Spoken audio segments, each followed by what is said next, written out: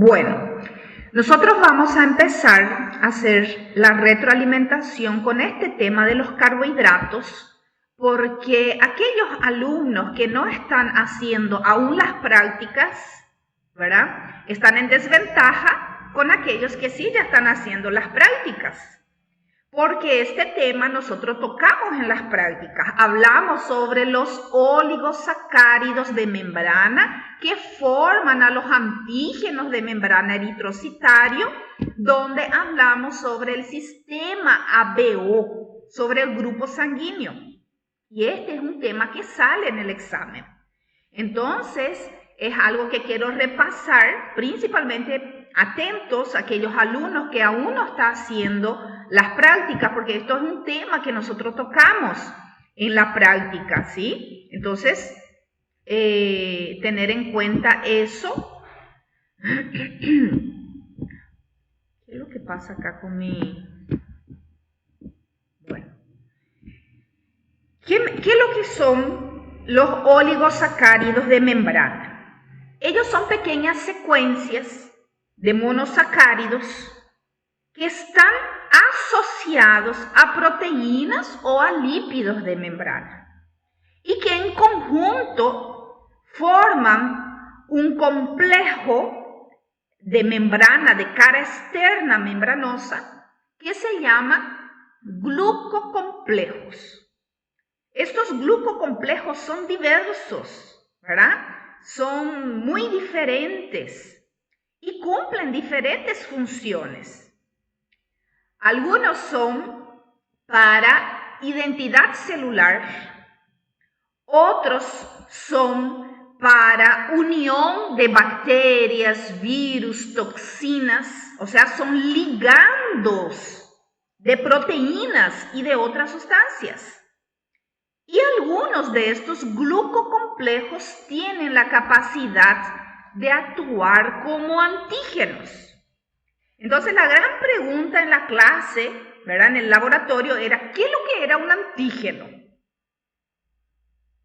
¿Qué es lo que es un antígeno? Y estaban muy inseguros de contestar qué es lo que era un antígeno. Un antígeno es toda sustancia química, molécula, estructura que puede unirse, formar enlace, conectarse con un anticuerpo. Ese antígeno puede o no estimular el sistema inmune. ¿Está bien? Entonces, ¿cómo eran los anticuerpos que están circulando, verdad? Vos tenés anticuerpos en la sangre, vos tenés anticuerpos en los líquidos biológicos, en la saliva, en el estómago, en el líquido intersticial, en la linfa, y vos tenés anticuerpos unidos a la membrana de las células. Entonces vos tenés anticuerpos libres y vos tenés anticuerpos unidos a la membrana de las células, como por ejemplo del linfocito T. Y esos anticuerpos, que son partículas, moléculas, estructuras químicas, sustancias químicas, que tienen esa capacidad de unirse con ese anticuerpo, puede o no estimular la producción de anticuerpos. Porque los anticuerpos ya hay varios de ellos que están ahí, ¿verdad? Inmunidad innata. Son anticuerpos que están desde el momento de que nosotros somos feto, ahí dentro de la pancita de nuestra mamá, porque estamos recibiendo anticuerpos de la mamá. Y cuando durante el parto recibimos también anticuerpos de la mamá, porque ahí hay un momento donde hay una conexión entre sangre materna y sangre fetal. Y ahí se pasa también anticuerpos, no solamente a través de la barrera placentaria o a través de la placenta.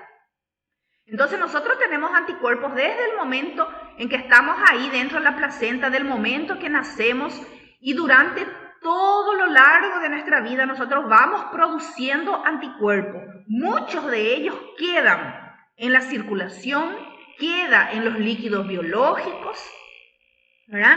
Y otros se están formando constantemente porque hay moléculas que estimulan su producción. Porque hay agentes patógenos que tiene esa moleculita que va a estimular la producción de un anticuerpo.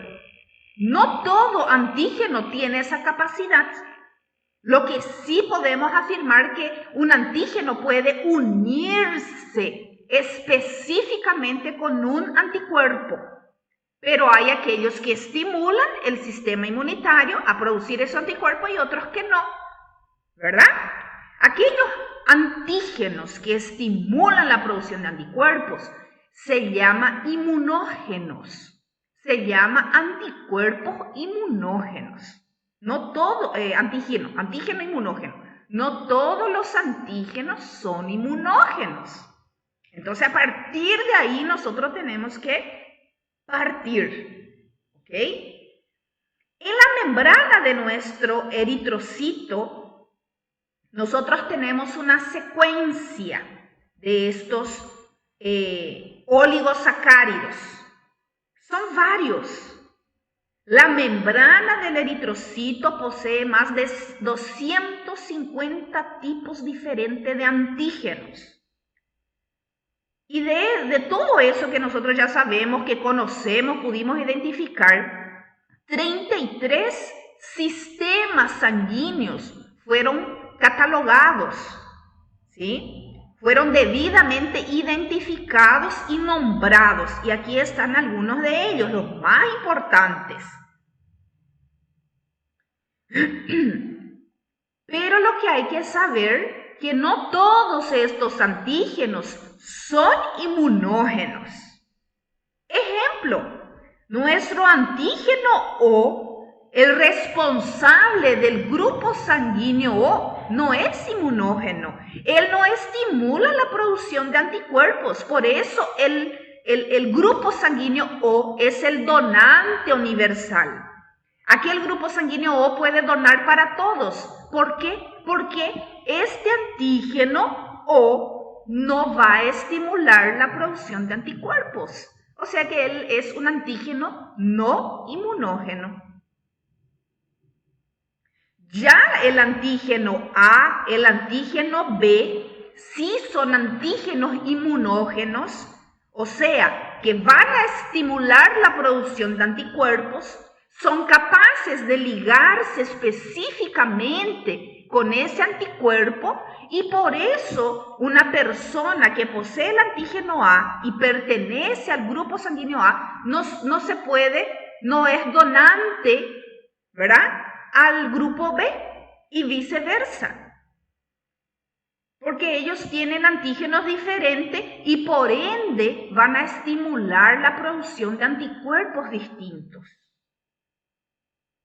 Además de eso, nosotros tenemos anticuerpos que nos van a defender contra ese otro antígeno, el antígeno opuesto, ¿verdad? Si vos sos A, vos tenés anticuerpos anti-B. Todavía no se sabe muy bien cómo lo que una persona de grupo sanguíneo A, que nunca hizo una transfusión sanguínea en la vida, que nunca tuvo una exposición a este antígeno B, ¿cómo va a crear entonces el anticuerpo? ¿Verdad? ¿Cómo este grupo A tiene el anti-B que va a reaccionar con el grupo B si es que se le transfunde? ¿Cómo? Si nunca tuvo contacto con esa sangre. ¿No es cierto? Porque nosotros dijimos que estos antígenos van a estimular. ¿Pero cuándo? ¿En qué momento estimuló? Si nunca una persona fue transfundida, por ejemplo, ¿verdad? Lo que nosotros tenemos que saber también es que estos antígenos del sistema BO no se encuentran solo en la membrana del hematíe, sino que también se encuentran en fluidos y secreciones del cuerpo, como la saliva y la linfa. Y es ahí donde podemos explicar, ¿verdad?, que cómo nosotros tenemos ese anticuerpo, anti-B, si por ejemplo yo soy A, o si yo soy B, cómo tengo ese anticuerpo anti-A. Porque estos antígenos no están solo en la sangre, están en fluidos y secreciones del cuerpo. Y por ese motivo son llamados de sistema histosanguíneo y participan en el rechazo hiperagudo en el trasplante de células, tejidos u órganos. ¿Hasta acá todo bien? Sí, profe. Ok. Sí, profe. Entonces, aquí lo importante que es recordar, ¿verdad? Recordar que una función de los carbohidratos muy importante, dada por los oligosacáridos, que son pequeñas secuencias de monosacáridos que se pueden unir a proteínas, a lípidos, y aquí nosotros hablábamos, ¿verdad?, de estos monosacáridos más abundantes en la formación de estos oligosacáridos glucocomplejos de membrana, y que ellos cumplen diversas funciones ahí, ¿verdad? Ellos son ligandos, ellos son señalizadores, ellos son conectores, ellos son de identidad celular. ¿Quién es esta célula? Los glucocomplejos participan en esa identidad celular, y que existen miles de glucocomplejos en las membranas de nuestras células. En la membrana de nuestro eritrocito hay millones, hay miles, no sé cuánto hay, pero hay muchísimo. De todos estos que están ahí, más de 250 tipos actúan como antígenos. Y ya saben que era un antígeno. No todos estos glucocomplejos actúan como antígenos. No todos tienen la capacidad de unirse con un anticuerpo. Aquel que va a tener la capacidad de unirse con un anticuerpo es lo que se va a llamar antígeno. ¿Sí? Un ratito. ¿Qué pasa, Cecilia? ¿No querés salir acá?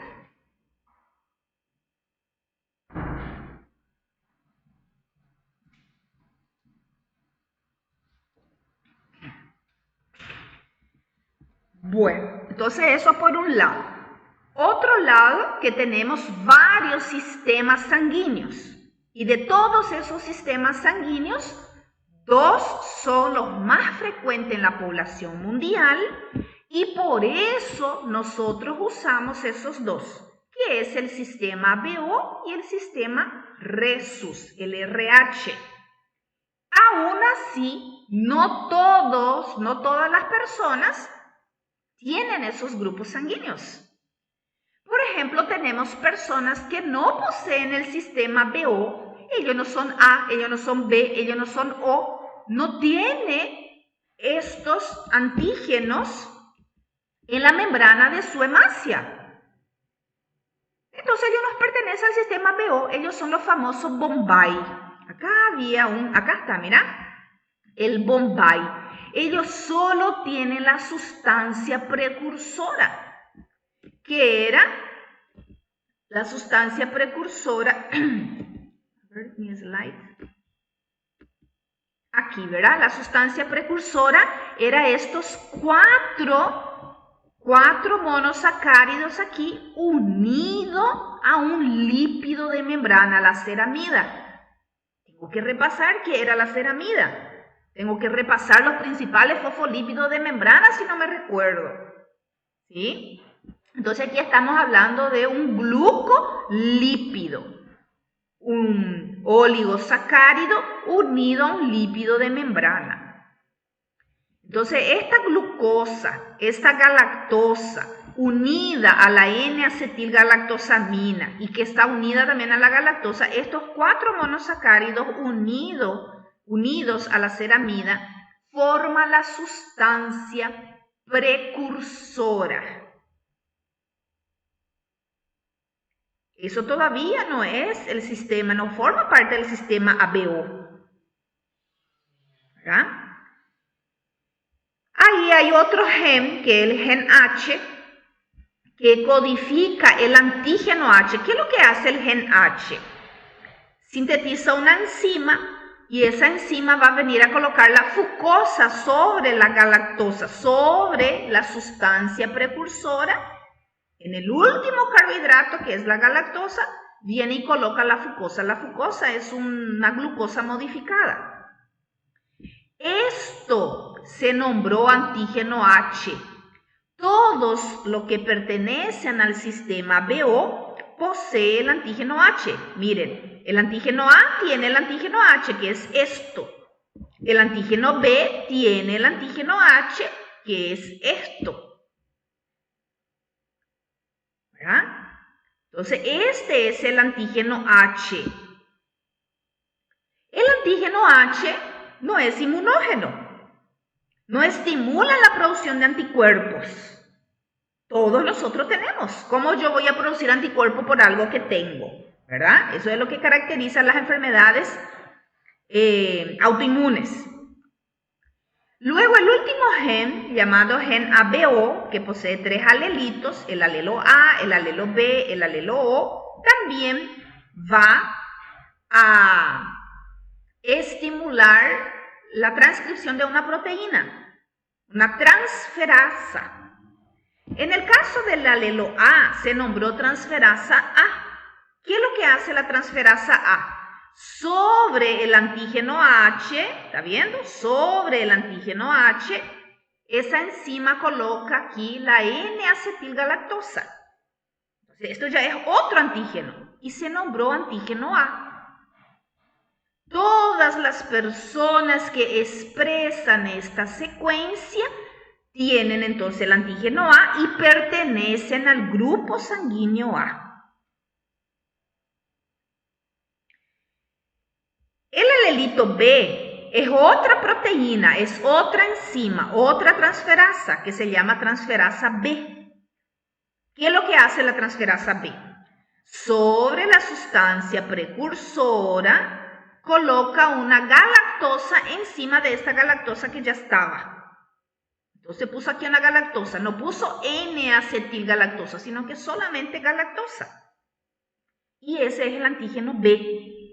Las personas que expresan esto en la membrana de sus hemácias pertenecen al grupo B. Hay personas que expresan las dos enzimas. Entonces, en la membrana de su hemácia va a tener tanto antígeno A como antígeno B y por eso pertenecen al grupo sanguíneo AB.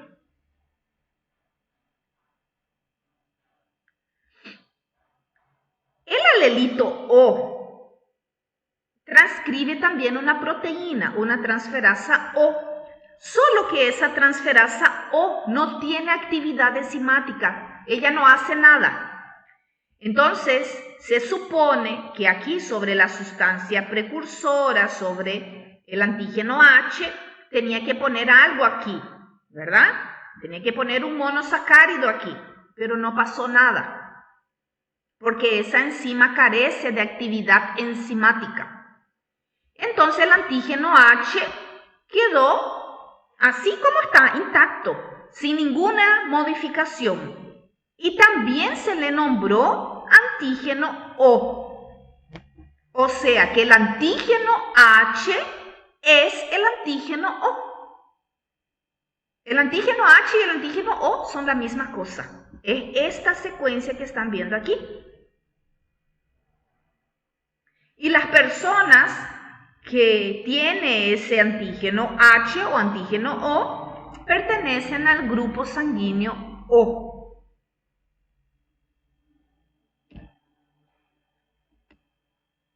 Entonces aquí justamente está hablando de eso, ¿verdad?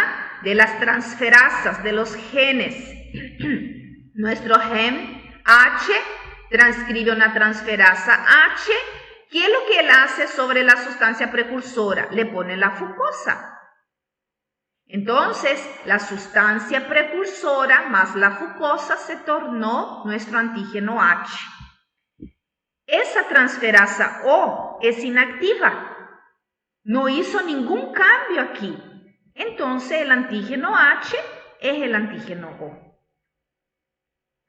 Ya el alelito A, que transcribe la transferasa A, pone una N-acetilgalactosamina sobre el antígeno H y este se convierte en antígeno A. El alelo B transcribe una transferasa B que también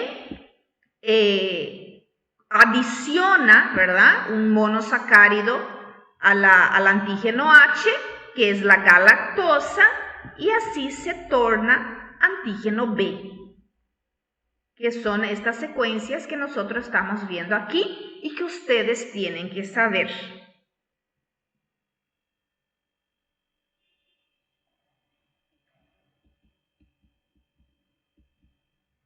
¿Cómo hablamos en las clases prácticas? Tenemos que saber quién puede donar para quién y quién puede recibir de quién. ¿Ok? Entonces, el grupo O, miren, acá no está mostrando el antígeno, pero ustedes saben que él tiene un antígeno, ¿verdad? Que es el antígeno H o antígeno O. Pero, ¿qué pasa con este antígeno? Él no es inmunógeno. Él no va a estimular la producción de anticuerpos en el donante. Entonces, el grupo O es el que puede donar para AB, el que puede donar para B y el que puede donar para A. Siempre respetando el factor RH. Recuerden que el factor RH positivo es solo para donar a positivos. Él no puede donar para los negativos, pero él puede recibir de un negativo. El factor RH negativo solo puede recibir de negativo, pero él puede donar para positivos y negativos. ¿Verdad? El grupo AB. El grupo AB es el receptor universal.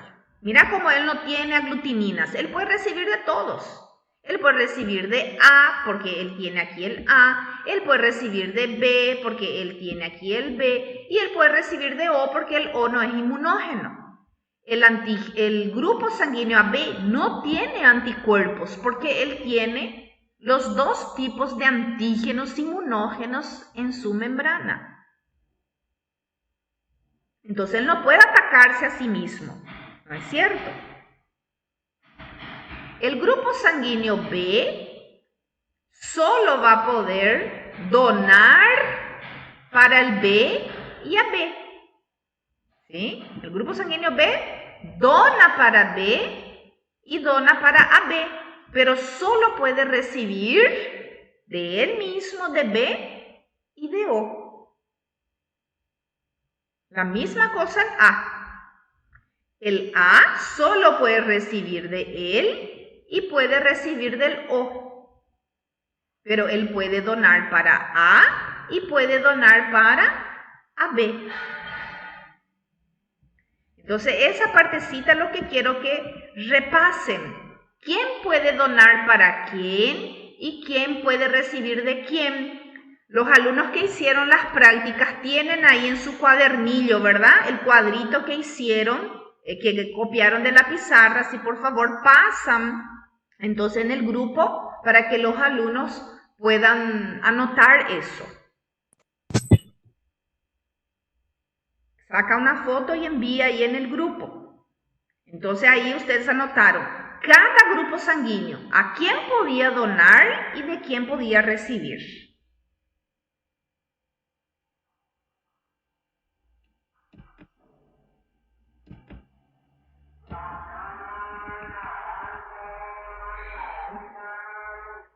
Cuando nosotros determinamos o hacemos la determinación del grupo sanguíneo, que se llama tipificación sanguínea, lo que nosotros estamos forzando es una reacción de unión de antígeno eritrocitario y anticuerpo. El antígeno eritrocitario está aquí, en la membrana de los hematíes, en la gota de sangre. Los anticuerpos están aquí, en los reactivos. yo voy a poner en contacto los dos en una lámina y voy a forzar la formación de un inmunocomplejo, la unión del antígeno con el anticuerpo. Esa porción del antígeno que se va a unir con el anticuerpo, en el caso del antígeno A, esta N-acetilgalactosa es el que va a formar el enlace con el anticuerpo. En el caso del antígeno B, esta galactosa es el que va a unirse con el anticuerpo, va a formar los puentes de hidrógeno, las atracciones, las fuerzas de Van der Waals, esos enlaces débiles, característicos de la unión antígeno-anticuerpo. Entonces, ¿cómo se llama esta pequeña parte del antígeno que se une al anticuerpo? Epítopo. El epítopo. Cada antígeno tiene un epítopo. Ese epítopo es la parte específica de unión con su anticuerpo. Cuanto más específico es, más violenta es la reacción inmunitaria, es la formación de los inmunocomplejos. ¿Okay? El anticuerpo también tiene una pequeña porcioncita aquí en las cadenas ligeras, en las cadenas variables, una pequeña secuencia de aminoácidos que va a formar el enlace con ese carbohidrato en ese caso, ¿verdad? ¿Cómo se llamaba esa pequeña porción del anticuerpo? Parátopo. El parátopo. Muy bien. Entonces, esos son terminologías que siempre tenemos que estar atentos. Tenemos que saber para poder interpretar una oración, ¿sí? Una pregunta, un esquema.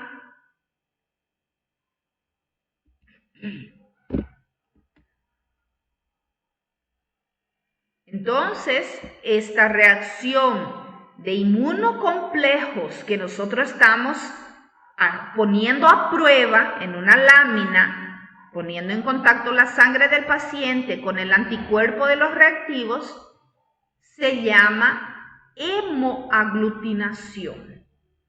Hemoaglutinación, acá está, hemoaglutinación, y eso se puede ver a simple vista.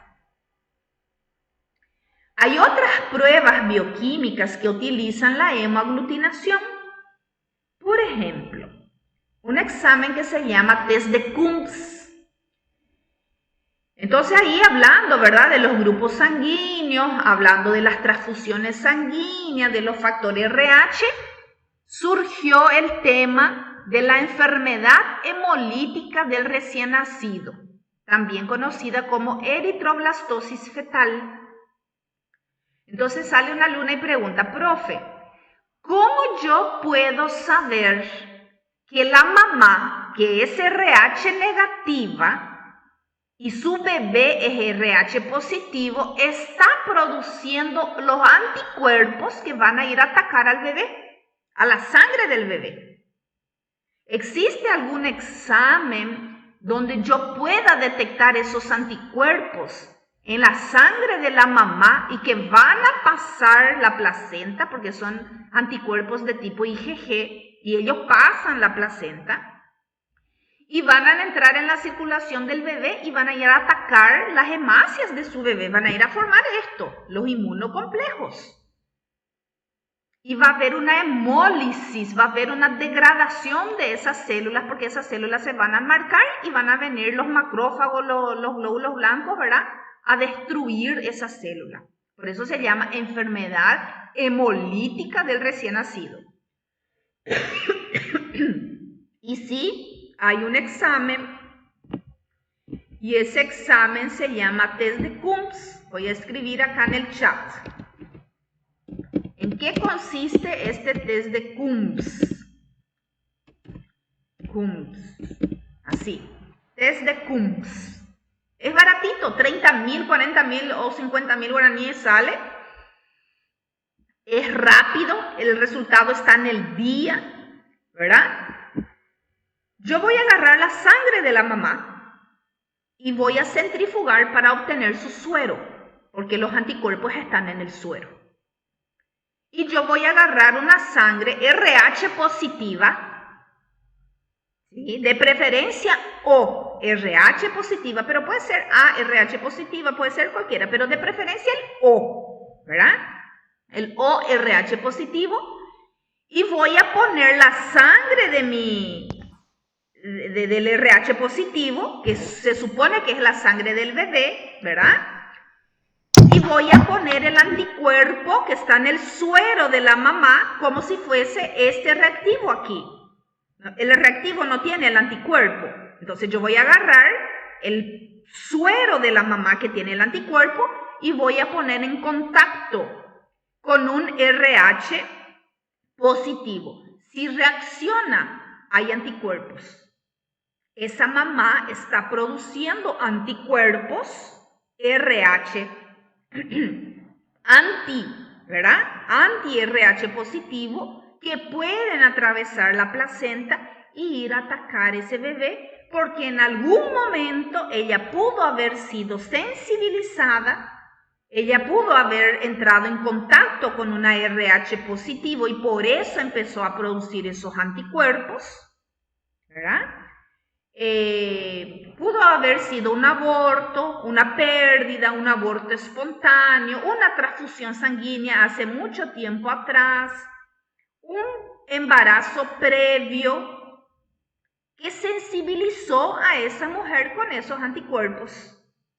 Si ella, durante esta gestación, ella tuvo desprendimiento de placenta, ella tuvo un sangrado, ella tuvo algún problema en el cuello del útero, una dilatación del cuello del útero, un proceso inflamatorio grave, infeccioso, que causó un sangrado, ella también pudo haber sido sensibilizada con esa sangre, con esos factores RH que se están formando dentro de la placenta, ahí en el embrión.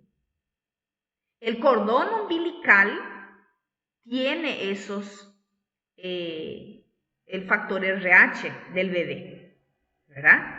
Entonces, cualquier contacto, cualquier lesión que pudo haber ocurrido ahí, como por ejemplo en una placenta previa, un desprendimiento de placenta, una contractibilidad uterina muy fuerte, pudo haber sensibilizado a esta mujer y ella está produciendo anticuerpos.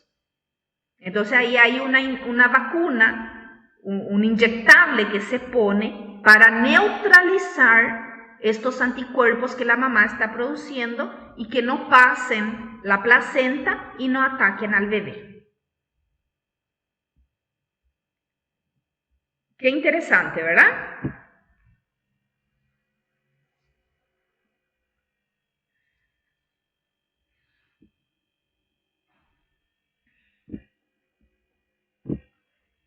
Bueno, quiero escuchar preguntas, chicos, aquí sobre estos contenidos, ¿verdad? Principalmente de aquellos que todavía no están haciendo la práctica, porque esto nosotros revisamos todo en la práctica, mencionamos y vemos ahí, ¿verdad? Y entonces eso se entiende mejor cuando nosotros vemos, cuando hacemos, ¿verdad? Entonces, si por ahí tienen preguntas, quieren, ¿verdad?, preguntar algo, consultar, dejo el micrófono abierto para ustedes.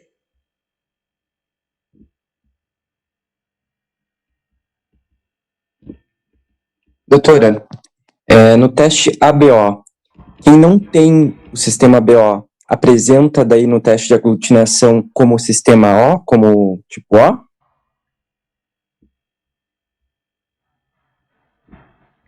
Sí, el Bombay, ¿verdad? El que no tiene el sistema BO, entonces nosotros vamos a hacer la prueba y va a aparecer como O negativo para nosotros. Él se va a presentar como un O negativo. Yo voy a transfundir una sangre O negativa y la persona va a reaccionar. Entonces, lo primero que voy a pensar es, este paciente está sensibilizado con algún otro grupo sanguíneo. Tengo que investigar si él es un paciente politransfundido. Porque si ese mi paciente ya pasó por transfusiones anteriores y yo solo estoy respetando el sistema BO y RH, mira todo lo que puede tener esa sangre y estar sensibilizando a ese paciente cada vez que él fue transfundido. Entonces vamos a suponer, ¿verdad? Que pucha, el vecino acá está haciendo un ruido, nunca hay ruido acá. Y hoy que quiero dar mi clase, está martillando ahí no sé qué. Qué pucha. Bueno, entonces vamos a suponer, yo no tengo sistema DAF, pero el volumen sanguíneo que yo recibí en algún momento de mi vida, porque yo pasé por una cirugía y tuve que ser transfundida por 3 volúmenes sanguíneos, ¿verdad? Y uno de esos volúmenes sanguíneos tenía el DAF, pero yo no tengo. Y ese DAF es antígeno inmunógeno, estimula la producción de anticuerpos. Entonces, va en mi cuerpo, en mi sangre, en mi célula, estimular esos anticuerpos y ellos van a estar ahí de memoria. En cualquier momento, cuando yo reciba otra transfusión sanguínea y tenga el DAF, esos anticuerpos van a atacar esas hemácias y van a hemolizar. Entonces, eso es lo que va a ocurrir, ¿verdad? Va a haber una incompatibilidad del sistema sanguíneo. Lo primero que voy a pensar que mi paciente está reaccionando por uno de estos grupos sanguíneos porque yo le estoy transfundiendo la misma sangre. Entonces, tengo que mirar su histórico. Este paciente es un paciente que ya pasó por otras transfusiones. A veces el paciente ni se recuerda y no te dice. Vos le preguntas, ¿vos te hiciste alguna vez, recibiste alguna transfusión sanguínea? Él piensa así rápido, dice no, pero no se recuerda que a 20 años atrás él pasó por una cirugía donde perdió mucha sangre y se le tuvo que transfundir. O esa mamá que tuvo un parto por cesárea, de repente tuvo un sangrado inesperado, ¿verdad? Y también perdió mucha sangre y se le tuvo que transfundir. Y eso ocurrió hace muchísimos años, pero esos anticuerpos están ahí. Entonces, lo primero que voy a pensar es en una histocompatibilidad de los sistemas sanguíneos. Voy a pedir la fenotipaje sanguínea. Y de repente no voy a encontrar nada en esa fenotipaje, que está todo ok. Entonces pensamos que ese paciente no pertenece al sistema ABO y que sí pertenece a este grupo sanguíneo raro llamado sistema Bombay. El sistema Bombay, sí, el paciente tiene anticuerpos, ¿verdad? Y va a reaccionar contra ese antígeno H, porque él no tiene el antígeno H. El paciente Bombay tiene la sustancia precursora. Él tiene solo esto. Él no tiene el antígeno H. ¿Ok? Entonces, hay un examen por biología molecular para saber si el paciente pertenece a este grupo Bombay.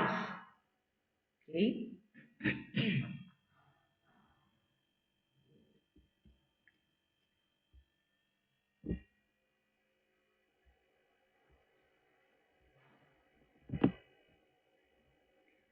Voy a mirar un poquito acá las preguntitas. ¿Podrías repetir el nombre de la enfermedad? Sí. Enfermedad hemolítica del recién nacido o eritroblastosis fetal. ¿Por qué se llama eritroblastosis? Porque como está rompiendo muchas hemácias, la médula ósea va a querer compensar esa hipoxia que está ocurriendo en el tejido del bebé y va a liberar eritroblastos, glóbulos rojos inmaduros. Yo voy a tener un aumento de los eritroblastos en la sangre periférica. Y eso también llama mucho la atención en ese primer chequeo del bebecito, que hay un aumento de estos eritroblastos. Entonces, por eso también se llama eritroblastosis fetal. Bueno, gracias, profe. Acá Diogo pregunta, entonces la unión de un antígeno con anticuerpo se llama inmunocomplejo. Sí, cuando se formó esa unión antígeno-anticuerpo, se ha formado un inmunocomplejo. ¿Sí? Y ahí eso va a desencadenar toda aquella cascada de señalización, de llamado de leucocitos, de presentación, ¿verdad?, de más anticuerpos, todo eso que están estudiando ahí en inmunología. Doctora, ¿es eso que dice que es la alergia a sangre? Sí, en algún momento se llamó así, ¿verdad? Entonces, no hace de mucho que nosotros sabemos sobre todo estos grupos sanguíneos, ¿verdad? Antes pensamos que era solo el sistema BO, ni el sistema BO se sabía antes, ¿verdad? Se transfundía la sangre de una persona a otra y si no moría, amén, ¿verdad? Y si moría, bueno, mala suerte y murió por incompatibilidad de sistema sanguíneo, pero antes ni esto se sabía. Luego se identificó el sistema BO y después de muchos años adelante, recién nosotros supimos de todos estos antígenos eritrocitarios, recién cuando empezamos con la biología molecular, ¿verdad?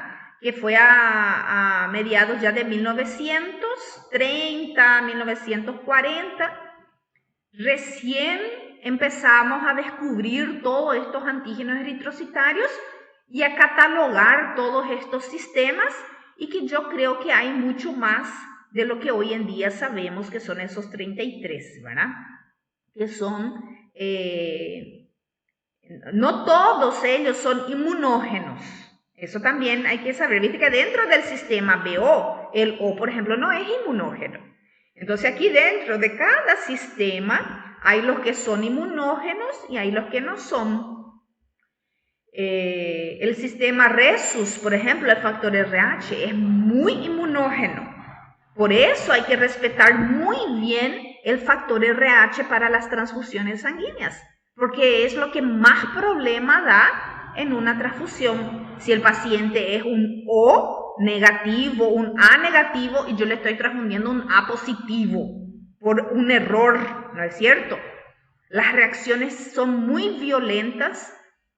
Es como una reacción alérgica exacerbada, cierre de epiglotis, vasoconstricción, los eicosanoides, ¿verdad?, produciéndose a full, los tromboxanos formando coágulos, los leucotrienos llamando, ¿verdad?, mastocitos, plasmocitos para producción de anticuerpos, producción de estamina. Entonces las reacciones son muy rápidas y el médico tiene que actuar muy rápido.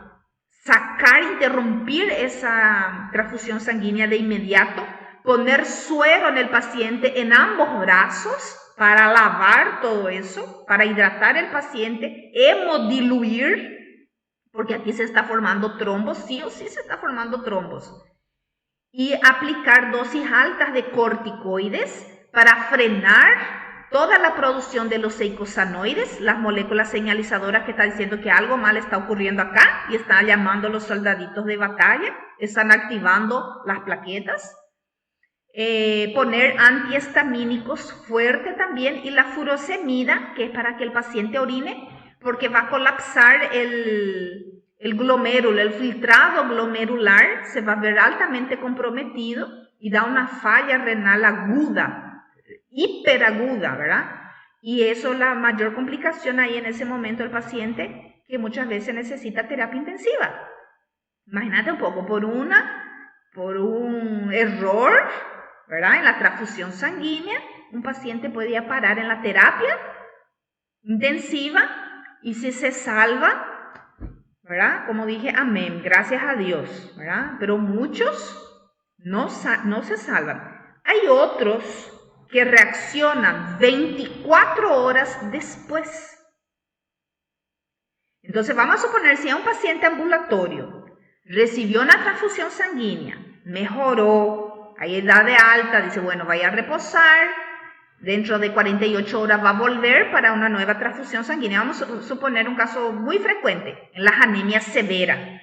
Paciente cuando tiene anemia severa, hemoglobina debajo de 8, no queda hospitalizado para transfusión sanguínea. Acude al centro asistencial, se le va a transfundir el concentrado de hemácia, va a ir a su casa y en 48 horas va a volver para una nueva transfusión, si necesaria.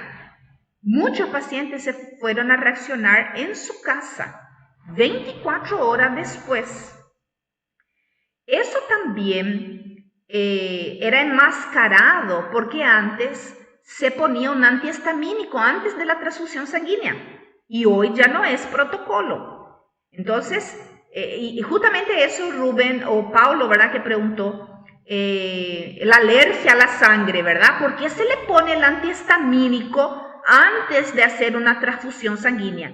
Y era para amenizar esas reacciones alérgicas que daba, comezón, prurito, lagrimeo, congestión nasal. Hoy en día ya no se permite poner esos antihistamínicos porque si el paciente va a reaccionar, que reaccione ahora que está siendo atendido en el centro asistencial, que un hematólogo, una persona del banco de sangre, un médico, ¿verdad?, le está asistiendo, que reaccione ahora, no que vaya después a reaccionar en su casa. Entonces antes era protocolo poner un antihistamínico en el paciente antes de la transfusión. Hoy en día ya no, hace más o menos 10 años que eso ya no se usa. Y la otra vez hay un compañero que es enfermero, ¿verdad? Y él me contó, profe, allá en el centro asistencial donde yo trabajaba, ellos ponían el antihistamínico antes de la transfusión sanguínea. Y eso ya no se usa más. Entonces, si el paciente va a reaccionar, que reaccione, se corta la transfusión, se pone los antihistamínicos, se ponen los corticoides, se pone la furosemida, se hidrata el paciente con el suero fisiológico, amenizamos todo, el paciente sale del cuadro. Bueno, dentro de 48 horas, cuando todo ya calmó, si nuestro paciente está vivo todavía, vamos a proceder a una nueva tentativa de transfusión sanguínea. Porque una cosa que tenemos que entender también, que la transfusión sanguínea es para salvar la vida del paciente. No es así nomás que yo le voy a transfundir. No es así nomás que yo voy a sensibilizar a mi paciente, porque no solo está la producción de anticuerpos que le va a marcar para toda la vida, sino que están las enfermedades hematológicas, infectocontagiosas que esa sangre puede tener. Que por más que me diga que haya un sello allí, que no se detectó estos anticuerpos, que no se detectó tal cosa, ¿verdad? Acá en Paraguay por lo menos son 7 nada más los estudios que se hacen. Pero esa sangre puede contagiar mucho más. ¿Ok? Los pacientes que hacen hemodiálisis. Exactamente. Los pacientes que hacen hemodiálisis se rompe mucho sus hemácias, la máquina rompe las hemácias. Entonces son pacientes muy anémicos y ellos frecuentemente hacen transfusión de concentrado de hematíes porque siempre su hemoglobina está bajísima y le da muy mala calidad de vida, poca oxigenación en el cuerpo. Ellos ya están luego mal porque están reintoxicados, porque no consiguen excretar, ¿verdad?, esos desechos. Entonces, frecuentemente suelen recibir estos concentrados de hematíes. Entonces, es un paciente politransfundido. ¿Ok? A ver, ¿qué más?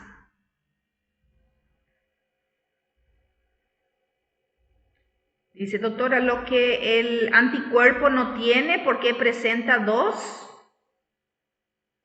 antígenos inmunógenos? ¿Cómo es? No entiendo tu pregunta, Mayerchet.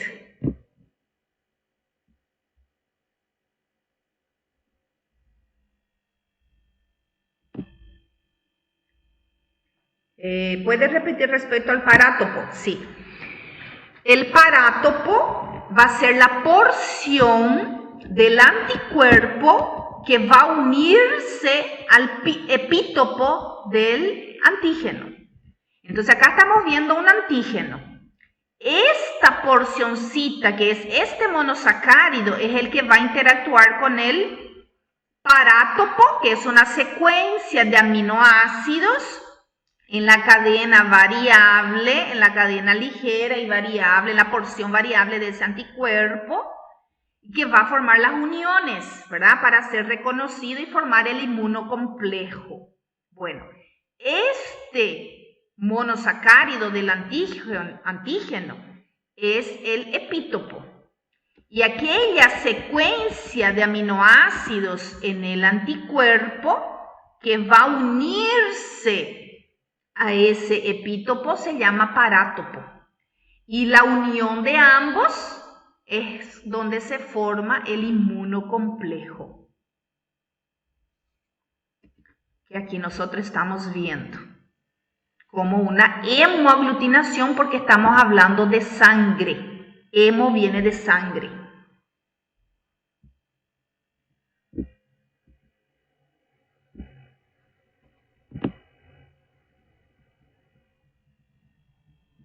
Sí, no todos los antígenos son inmunógenos, ¿verdad? ¿Qué es lo que es un antígeno inmunógeno? Un antígeno inmunógeno es aquel que va a estimular la producción de un anticuerpo específico. Entonces, no todos los antígenos son inmunógenos. En el caso del sistema ABO, tenemos dos, que es el A y es el B. El antígeno H o antígeno O, que es esto que está aquí, él no es inmunógeno. Él tiene capacidad de unirse a anticuerpos, pero él no va a estimular anticuerpos en un medio, en un ¿cómo se dice? En un organismo vivo, ¿verdad? En un biológico, en un organismo biológico que tiene esa capacidad de producir el anticuerpo. Entonces, él no estimula. Entonces, él es un antígeno, pero él no es inmunógeno. Antígeno inmunógeno es aquel capaz de estimular la producción de anticuerpos según las vías que existe para eso, ¿verdad? Recuerde que son los plasmocitos provenientes de los linfocitos B los responsables de producir los anticuerpos. Y esos anticuerpos pueden estar libres o pueden estar unidos en la membrana de ciertas células, como por ejemplo de los mastocitos y de los linfocitos T.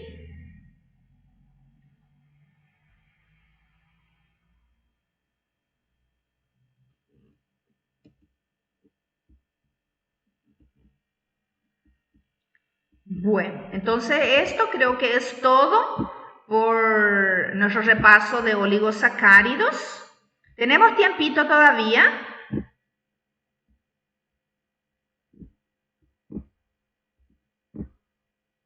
Ahora son las 2.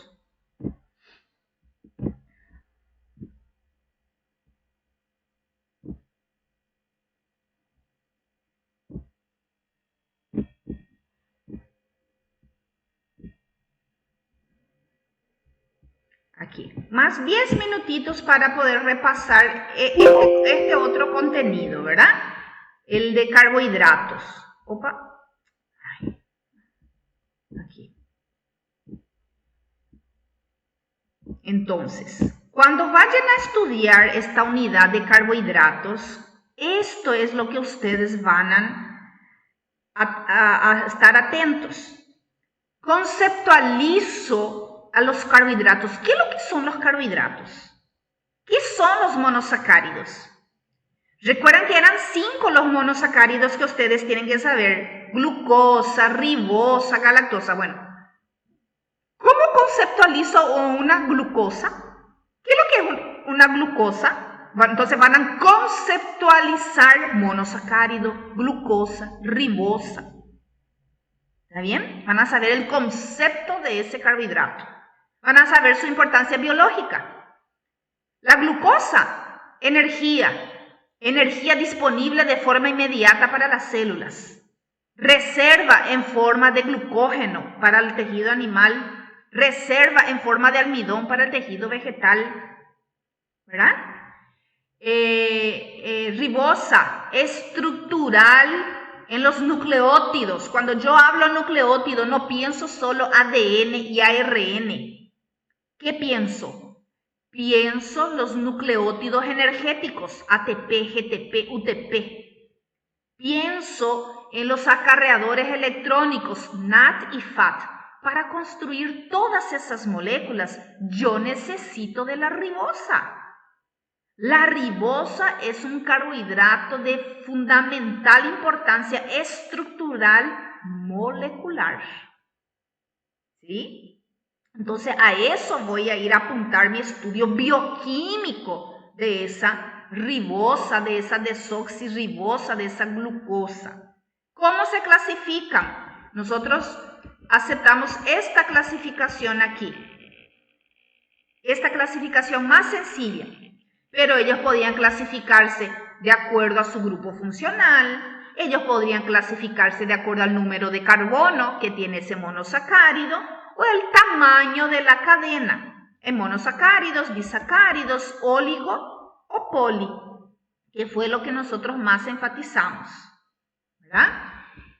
Para formar esos disacáridos, oligo y poli, ellos necesitan formar un enlace químico. ¿Cómo se llama ese enlace químico? ¿Cómo se da ese enlace químico entre carbohidrato y carbohidrato? Voy a ver que es un enlace covalente. Y si es un enlace covalente, yo necesito de una enzima para romper eso. Nosotros nombramos unas cuantas enzimas, ¿verdad? Recordar eso. Las funciones biológicas de estas estructuras, saber citar esa función estructural, saber describir esa función receptora y señalizadora, esa función de ahorro de proteínas, esa función energética. ¿Okay? Y los dos trabajos de investigación que ustedes hicieron en esta unidad, que era sobre el ácido hialurónico, ¿verdad? Y voy a enfocarme un poquitito más también en los otros heteropolisacáridos, como la glucosamina, la heparina, ¿verdad? Saber un poquitito de las funciones de esos heteropolisacáridos, pero me voy a enfocar un poquito más en el ácido hialurónico. ¿Cómo se obtiene? ¿Para qué sirve? ¿Cuáles son sus aplicaciones médicas? ¿Cuál es la aplicación médica de la heparina? Ahora cuando vino la pandemia nunca se habló tanto de la heparina, ¿verdad? Porque los pacientes hospitalizados o con COVID y que tenían alto riesgo de trombosis se le aplicaba la heparina. ¿Por qué? ¿Qué función tiene la heparina? Recuerden, la heparina es un carbohidrato. La heparina es un heteropolisacárido que nuestras células producen. Y sobre la intolerancia a la lactosa, enfocarse solo en el diagnóstico laboratorial, en ese trabajito que ustedes hicieron. ¿Qué es lo que es una prueba de tolerancia oral a la lactosa? ¿Qué es lo que es ese examen expirado de gases o hidrógeno expirado? ¿En qué consisten esas pruebas? ¿Qué es la prueba genética de la intolerancia a la lactosa? ¿Cómo se hace eso? ¿Tengo que sacar la sangre del paciente? ¿Tengo que sacar más de una vez? ¿Qué es lo que voy a determinar en ese examen genético? Ese examen genético me va a decir si tu paciente es intolerante a la lactosa. ¿Ok? Entonces, estos son los contenidos, chicos, que ustedes van a enfocarse para repasar ahí para el examen. Si yo no dije, si yo no comenté, si no está acá nuestro slide, ¿ok? No puedo cobrar, ¿verdad? No le voy a cobrar. Entonces ahora el enfoque de ustedes es repasar, estudiar para poder rendir bien, ¿verdad? Porque lastimosamente nuestro método de evaluación es así.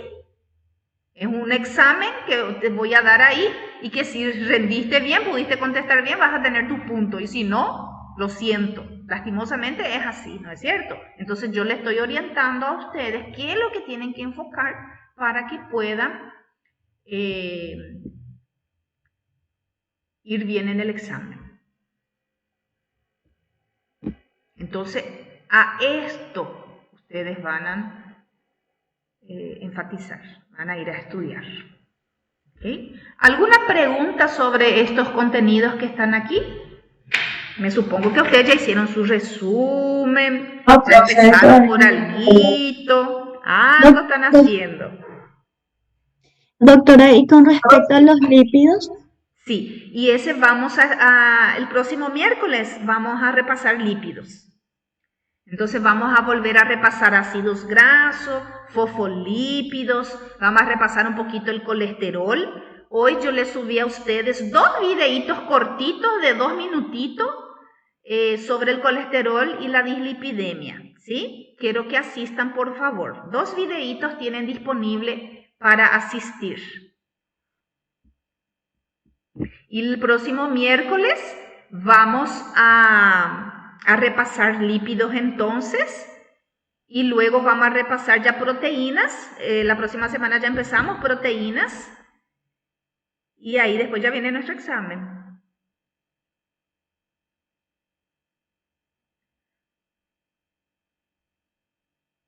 No entiendo, Cairo. No entendí tu mensajito. Lista de casos clínicos. ¿Cómo que lista de casos clínicos? Você pode passar a lista de caso clínico para a gente estudar para a prova. Pero yo ya le pasé a ustedes. Yo le di, ya dimos un caso clínico que hicimos en clases, y ayer vimos 3 casos clínicos. Mas... ¿Querés más? Ay. No, con eso ya es suficiente. Si no, te vas a enfocar demasiado en eso y vas a dejar lo demás. ¿Sí? Afuera. Eso ya está bien, doctora. Un solo caso clínico va a entrar en el examen. Después el resto va a ser todo sobre biomoléculas, ¿verdad? Que es nuestro enfoque. Então tá bom. ¿Está bom? Profe, ¿cuánto por ahí va a valer el caso clínico nomás en el examen? Y cada pregunta vale un punto. Bueno, Entonces, profe, gracias. hay un caso clínico y de repente puedo hacer 2 o 3 preguntas por ese caso clínico, ¿no es cierto? Cada preguntita vale un punto. Y yo ayer ya le di las orientaciones, ¿verdad? Calcular el colesterol no HDL del paciente, calcular su LDL, sobre los riesgos aterogénicos, qué tipo de dislipidemia según su perfil lipídico tiene. Entonces son esos tipos de preguntas las que van a ser lanzadas sobre los casos clínicos. Una pregunta, por ejemplo, si hay que preguntar sobre qué exámenes podemos pedirle de ese caso, si hay que ponerle que se puede pedir 4 exámenes, ¿verdad? Ajá. Y si es que ponemos 3 nomás, igual nomás no vas a considerar ese un punto. Lo que pasa es que eso va a estar para marcar, Elías. Vos no vas a escribir. Para marcar. Yo pensé que era todo para escribir así. No. Ahí va a estar las opciones. Va a estar las opciones. A este paciente le vamos a pedir perfil lipídico, repetir su perfil lipídico y glicemia basal. Este paciente le vamos a pedir perfil hepático, ApoA, ApoB. A este paciente le vamos a pedir la hemoglobina glicosilada porque hay acá una sospecha de diabetes. Le vamos a pedir su ApoA, su ApoB para estratificar el riesgo coronario, ¿verdad? Entonces, entre esas opciones, ¿cuál es la más correcta, la más completa? Va a estar para marcar. Sí, profe, entiendo. Gracias. Dale. No le voy a torturar a ustedes todavía en la primera evaluación. Va a ser fácil. Todo de marcar nomás, nada abierto, nada de escribir. Gracias, profe. Bueno, Gracias, profe. dale. Estamos entonces, chicos, terminamos por aquí porque yo sé que ustedes tienen clase después, ¿verdad? Y el próximo miércoles nos vemos con lípidos. Profesor, Gracias,